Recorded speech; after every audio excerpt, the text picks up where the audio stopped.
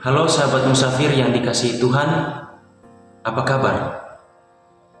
Kali ini berjumpa lagi dalam Musafir Minggu Sapaan Firman, edisi 15 November 2020, Minggu biasa ke-33. Kali ini bersama saya Frater Gusti CMF, anggota komunitas CMF Tanjung Balai, Sumatera Utara. Saya akan menemani permenungan kita dalam minggu ini. Sebelum kita melangkah lebih jauh, marilah kita berdoa. Dalam nama Bapa dan Putra dan Roh Kudus. Amin. Ya Allah Bapa yang penuh cinta kasih, kami mengucap syukur atas segala anugerah yang telah kami terima darimu, secara khusus anugerah hidup yang telah Engkau berikan secara cuma-cuma. Semoga ya Bapa kami dapat terus mempergunakan semua anugerah itu dengan baik, sesuai dengan apa yang Engkau minta dari kami. Namun yang kudus kami puji kini dan sepanjang masa. Amin. Dalam nama Bapa dan Putra dan Roh Kudus. Amin. Inilah Injil Yesus Kristus menurut Matius. Dimuliakanlah Tuhan. Pada suatu hari, Yesus mengemukakan perumpamaan berikut kepada murid-muridnya. Hal kerajaan surga itu seperti seorang yang mau bepergian ke luar negeri, yang memanggil hamba-hambanya dan mempercayakan hartanya kepada mereka. Yang seorang diberinya 5 talenta, yang seorang lagi 2, dan yang seorang lagi 1, masing-masing menurut kesanggupannya. Lalu ia berangkat. Segera pergilah hamba yang menerima 5 talenta itu. Ia menjalankan uang itu dan memperoleh laba 5 talenta. Hamba yang menerima 2 talenta pun berbuat demikian dan mendapat laba 2 talenta. Tetapi hamba yang menerima 1 talenta itu pergi dan menggali lubang di tanah, lalu menyembunyikan uang tuannya. Lama sesudah itu, pulanglah tuan hamba-hamba itu, lalu mengadakan perhitungan dengan mereka. Hamba yang menerima 5 talenta itu datang dan membawa laba 5 talenta. Ia berkata, "Tuan, 5 talenta Tuan percayakan kepadaku. Lihat, aku telah memperoleh laba 5 talenta." Maka kata tuannya kepadanya, "Baik sekali perbuatanmu itu, hai hamba yang baik dan setia. Karena engkau telah setia memikul tanggung jawab dalam perkara kecil, maka aku akan memberikan kepadamu tanggung jawab dalam perkara yang besar. Masuklah dan turutlah dalam kebahagiaan Tuhanmu."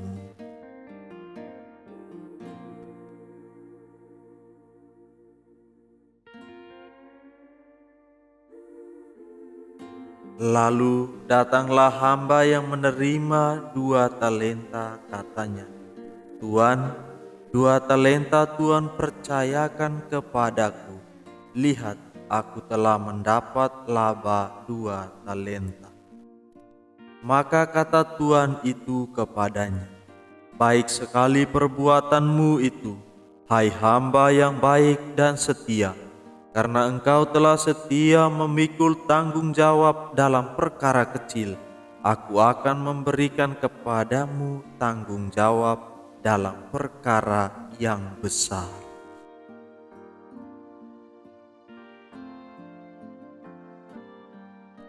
Masuklah dan turutlah dalam kebahagiaan Tuhanmu. Ini datanglah juga hamba yang menerima 1 talenta.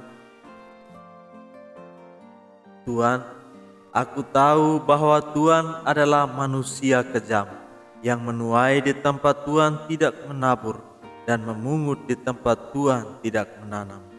Karena itu aku takut dan pergi menyembunyikan talenta Tuan di dalam tanah. Ini terimalah milik Tuan."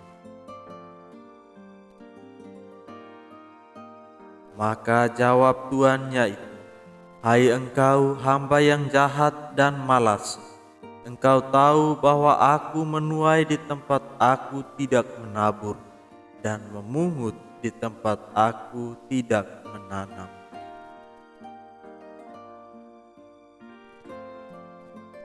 Seharusnya uang itu kau berikan kepada orang yang menjalankan uang, supaya sekembaliku aku menerimanya serta dengan bunganya.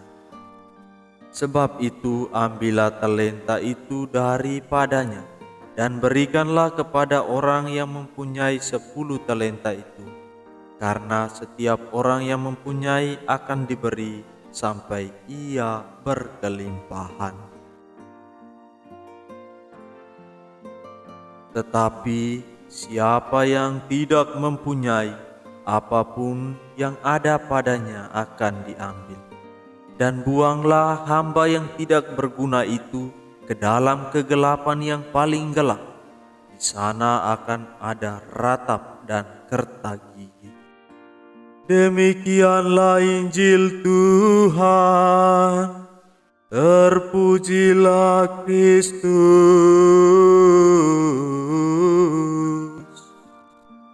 Sahabat musafir yang dikasihi Tuhan, tadi kita telah mendengar bersama sebuah kisah mengenai kerajaan surga yang diumpamakan dengan pemberian dan pengelolaan talenta. Ada orang yang diberikan 5 talenta, ada yang diberikan 2 talenta, dan ada yang diberikan 1 talenta. Ketika tuannya kembali dari perjalanannya, ia mendapati bahwa hanya ada 2 orang yang mengelola talenta yang sudah diberikan oleh sang tuan, yakni yang mendapatkan 5 talenta dan yang memperoleh 2 talenta. Adapun yang memperoleh 1 talenta tidak mempergunakan atau mengelola talenta tersebut dan justru dikuburkan di dalam tanah. Sang tuan yang kecewa berat dengan apa yang dilakukan oleh si penerima 1 talenta, lantas segera mengambil tindakan bagi si penerima talenta tadi. Dalam bacaan Injil dikatakan bahwa sang tuan mengambil kembali 1 talenta dari tangan si penerima dan memberikannya kepada orang lain yang sanggup untuk mengelola talenta tersebut menjadi berkah. Para saudara yang dikasihi Tuhan, talenta dalam kitab suci dapat diartikan dengan modal. 1 talenta seharga 6.000 dinar, atau dengan kata lain, seharga upah kita dalam sehari. Kita bisa mengatakan 100.000 rupiah, 120.000 rupiah, dan seterusnya. Akan tetapi, dari talenta yang dikisahkan tadi, sebenarnya kita bisa menarik sebuah permenungan penting lainnya. Talenta dalam hal ini juga bisa kita renungkan sebagai pemberian dari Tuhan kepada kita. Pemberian ini bisa hadir dalam bentuk rezeki yang kita terima atau kemampuan kita sebagai modal kita dalam menjalani hidup.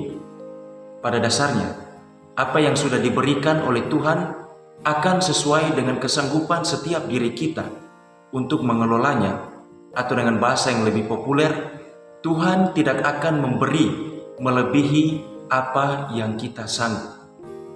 Dengan kata lain, setiap orang terlahir dengan membawa pemberian Tuhan yang berbeda-beda. Pemberian Tuhan itu unik dan hemat saya tidak perlu disamakan dengan orang lain. Disinilah kita dapat mengatakan apa yang sering kita dengar, yakni setiap orang memperoleh bagian hidupnya masing-masing. Ada yang berminat dan bekerja sebagai guru, ada pula yang berminat dan bekerja sebagai dokter, ada pula yang berminat dan bekerja sebagai seorang karyawan, entah karyawan dalam sebuah institusi pemerintah atau karyawan di sebuah perusahaan swasta, dan lain sebagainya. Intinya adalah kita semua harus bertanggung jawab dalam talenta yang sudah diberikan kepada kita. Kita semua harus berjerih payah dalam mengelola apa yang sudah Tuhan berikan kepada kita secara cuma-cuma. Para sahabat musafir, pada titik inilah kita bisa bersama merenungkan lebih jauh bahwa jika kita diberikan banyak, maka kita juga dituntut untuk lebih banyak mempertanggungjawabkan apa yang sudah kita terima dari Tuhan. Orang yang diberi banyak tentu karena dia mampu atau sanggup berbuat lebih. Sama seperti jika kita diberi tugas yang banyak oleh pimpinan, tentu karena pimpinan itu mengetahui bahwa kita mampu untuk melaksanakan semua tugas tersebut. Akan tetapi dalam kehidupan kita, sering juga kita menemukan bahwa ada orang yang sudah diberikan banyak oleh Tuhan, tetapi dia tidak mau untuk mempertanggungjawabkannya. Dia sanggup, tetapi memilih secara bebas dan sadar untuk tidak mau mengelola apa yang sudah diberikan oleh Tuhan untuk dibagikan kepada sesama. Sedangkan ada orang yang diberikan sedikit, tetapi karena kesetiaan dan ketekunannya, dia sanggup untuk mengelola itu semua menjadi berkah baginya dan juga berkah bagi sesama. Sahabat musafir yang dikasihi Tuhan, hal lain yang menurut saya dapat kita refleksikan mengenai perumpamaan talenta ini ialah mengenai pemberian atau anugerah terbesar dari Tuhan kepada kita semua, umat yang dikasihinya. Apa sih pemberian terbesar dari Tuhan kepada kita? Pemberian paling besar yang Tuhan berikan kepada kita ialah hidup itu sendiri. Inilah pemberian yang sama bagi kita semua, tanpa memandang status sosial, kondisi fisik, latar belakang. Tuhan memberikan kehidupan bagi kita semua. Kesempatan menjalani hidup adalah sebuah kesempatan yang diberikan secara cuma-cuma oleh Tuhan kepada kita. Tuhan tidak pernah memberi kehidupan kepada kita dengan menuntut banyak syarat dari kita. Kamu harus seperti ini, kamu harus seperti itu. Kita menjalani kehidupan yang sudah diberikan oleh Tuhan dengan segala kebebasan manusiawi kita. Singkat kata, kita menjalani hidup dengan sadar dan mau. Anugerah pemberian Tuhan tersebut dapat kita refleksikan dengan ungkapan berikut ini. You only live once. False. You die once and live every day. Kita sebenarnya bukan hidup sekali. Kita mati satu kali dan menjalani hidup setiap hari. Namun dalam pengalaman hidup kita sehari-hari, kita menjumpai banyak orang di luar sana yang tidak lagi menghargai hidup ini. Mungkin mereka menganggap kehidupan bukan sebagai sebuah anugerah Tuhan, melainkan sebaliknya sebagai sebuah kutukan bagi mereka. Dengan segala pengalaman pahit di dalam hidup, secara khusus di masa pandemik yang mencekik kita saat ini, mungkin saja orang akan merasa bahwa hidup merupakan kesia-siaan belaka. Hidup tidak perlu dibela. Hidup terasa hampa, kosong, absurd, tanpa arti dan makna. Kita merasa putus asa menjalani hidup ini, seolah-olah tanpa harapan, seolah-olah tak ada jalan keluar. Tetapi kita mesti mengingat bahwa pengalaman pahit hanya merupakan satu fase dalam kehidupan kita, bukan satu-satunya. Pengalaman pahit bukan hanya dialami oleh kita sendiri, tetapi oleh semua kita. Kita masih memiliki keluarga, sahabat, kenalan. Kita masih memiliki orang tua kita, anak kita, saudara-saudara kita, dan di atas semua itu, kita memiliki Tuhan di dalam hidup ini. Itu semua menjadi alasan dan juga inspirasi bagi kita untuk menjalani hidup. Kita masih memiliki pengalaman bahagia dan berharga yang menjadi pendorong bagi kita untuk menjalani dan mencintai kehidupan ini. Sahabat musafir yang dikasihi Tuhan, marilah kita mencintai pemberian Tuhan. Marilah kita bersama mempergunakan anugerah Tuhan dengan tepat dan mengelola itu semua demi kepentingan bersama dan demi kerajaan Allah. Tuhan memberkati. Marilah kita berdoa dalam nama Bapa dan Putra dan Roh Kudus. Amin. Ya Allah yang penuh cinta kasih, kami bersyukur dan mengucap terima kasih kepadamu yang selimpah-limpahnya atas segala berkat yang telah Engkau berikan kepada kami. Hidup ini, pengalaman, perjumpaan kami dengan orang-orang di sekitar kami. Kami mengucap syukur untuk semua itu, dan kami percaya itu adalah semua anugerah yang Engkau berikan kepada kami. Semoga ya Bapa, kami dapat menghidupi semua anugerah itu dengan setia dan penuh tanggung jawab seturut teladan Kristus Tuhan kami. Kami puji namamu kini dan sepanjang masa. Amin. Dalam nama Bapa dan Putra dan Roh Kudus. Amin.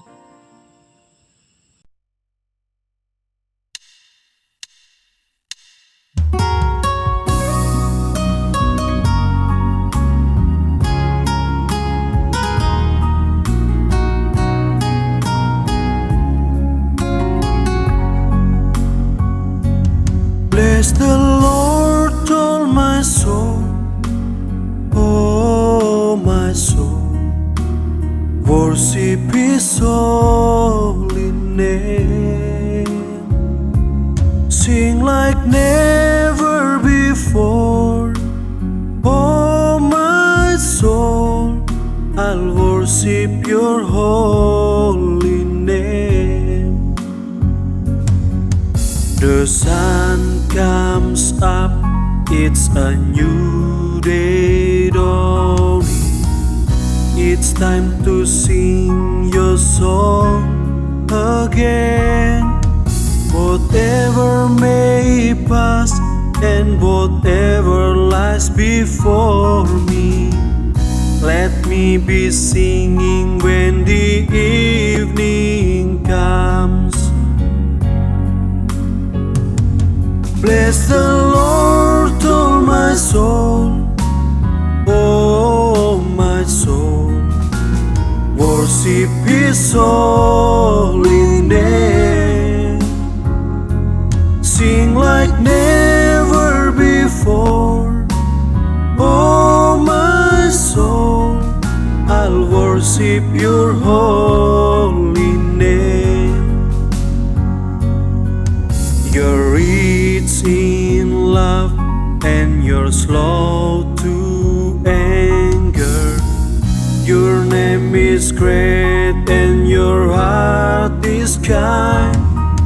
For all your goodness, I will keep on singing. 10,000 reasons for my heart to find. Bless the Lord, all my soul, oh my soul, worship His holy name. Sing like never before, oh my soul, I'll worship your holy name.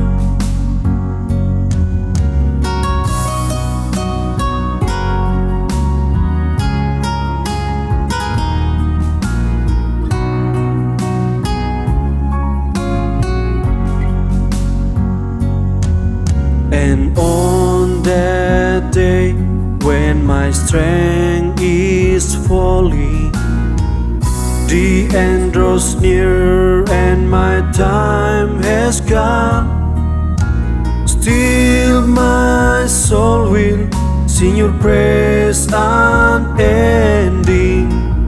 10,000 years and then forevermore.